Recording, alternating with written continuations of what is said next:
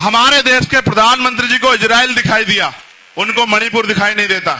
और मणिपुर छोड़िए, पूरे देश में जो कमजोर वर्गों पर हिंसा हो रही है वो दिखाई नहीं देती उनको।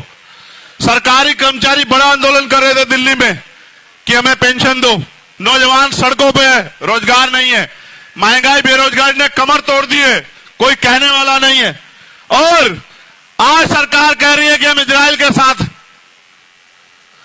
आप ये जानते हो, अगर आपने इतिहास पढ़ा, और मेरा जमीर इस बात की गवाही देता है कि हमें हमेशा कमजोरों के साथ खड़ा होना चाहिए, अपने हक की लड़ाई लड़ने वालों के साथ खड़ा होना चाहिए।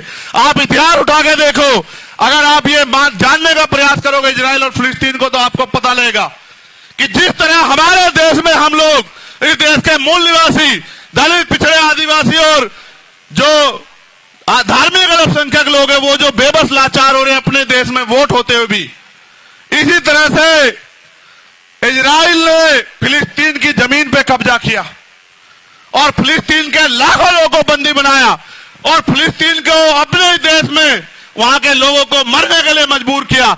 मैं हिंसा का समर्थन नहीं करता, मगर आप ये बताओ, अगर वहां फिलिस्तीन की लड़ाई गलत है तो देश ने जो आजादी की लड़ाई लड़ी अंग्रेजों के खिलाफ, वो कहां सही है आप बताओ। यहां भी तो शहीद आजम सरदार भगत सिंह ने अपने प्राणों के बलिदान दिए, उनकी यूनिट ने प्राणों के बलिदान दिए अपनी मातृभूमि की रक्षा के लिए, उसको आजादी के लिए अंग्रेजों से। अगर आज उस बात को वो लोग गंभीरता से आगे बढ़ा रहे हैं, तो मैं क्यों कहूं मैं इजराइल के साथ। मैं हर एक कमजोर के साथ हूं और मैं फिलिस्तीन के साथ हूं, मैं गारंटी से कहता हूं।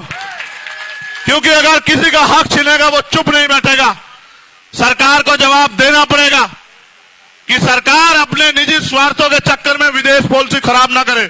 आप अटल जी का बयान सुनना, अटल जी फिलिस्तीन के साथ थे, नेहरू जी फिलिस्तीन के साथ थे, इंदिरा गांधी फिलिस्तीन के साथ थी, और आज की सरकार इजराइल से वो उनकी जांच एजेंसी है जिससे हमारे नेताओं के अकाउंट खंगलवाने हैं, उनके फोनों में क्या ये दिखवाना है, उनकी इंक्वायरी करवानी है।